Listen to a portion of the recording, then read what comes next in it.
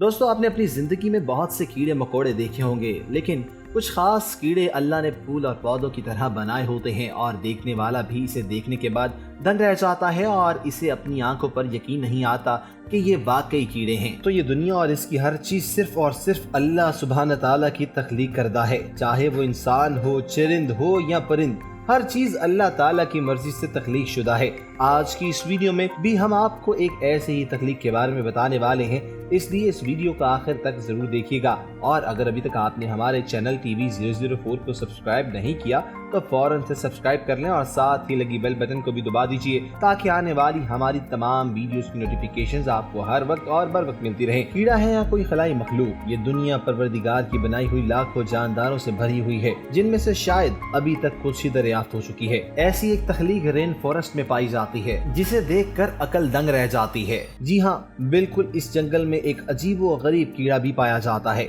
جس کو دیکھ کر ماہرین کا کہنا ہے کہ یہ کیڑا اس دنیا کا نہیں کسی دوسری دنیا سے آیا ہے یا پھر کسی سائنس فکشن فلم کا کردار لگتا ہے۔ برازیل کے اس رین فارسٹ جنگلات میں پائے جانے والے اس کیڑے کا نام بوسائیڈیم گلوبیولارے ہے، جس کو برازیل کا ٹری ہوپر بھی کہا جاتا ہے۔ اس کیڑے کی جسامت مٹر کے دانے جتنی ہے۔ اس کیڑے کے سر پر 4 سے 5 گیند نما کوئی چیز ہے جو کسی انٹینے کی طرح لگتے ہیں، اور کیڑے کے بال اس قدر باریک ہیں جو شاید کسی سینسر کا کام کرتے ہیں۔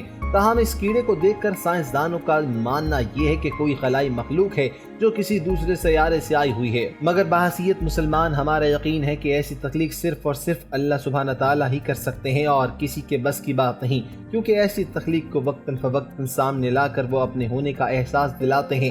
امید کرتے ہیں کہ دوستو آج کی ویڈیو آپ کو بے حد پسند آئی ہوگی۔ اگر مزید ایسی ہی ویڈیوز دیکھنا چاہتے ہیں تو ہمارے چینل کو سبسکرائب کر لیجئے تاکہ آنے والی ہماری تمام ویڈیوز کی نوٹیفیکیشنز آپ کو بر وقت ملتی رہیں۔ اپنا خیال رکھیے گا۔ اللہ حافظ ناصر۔